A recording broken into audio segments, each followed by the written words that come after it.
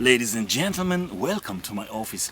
My name is Marek. In this episode, I'm gonna make super tasty French sandwich with famous bridges, amazing sausage, leafy greens, and my own incredible plum dressing. As you already know, my favorite cuisine is confusion cuisine. That is why, to create this sandwich, I'm going to use ciabatta. Yes, Italian ciabatta, but in French style.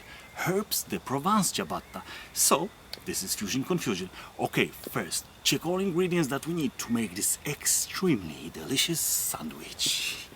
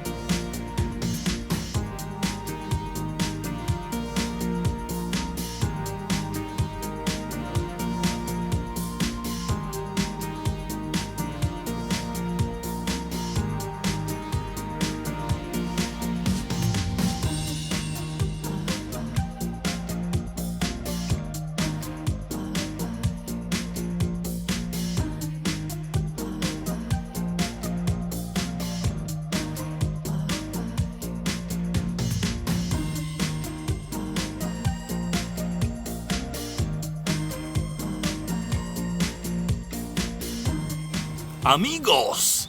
Extremely delicious French sandwich is landing on the table.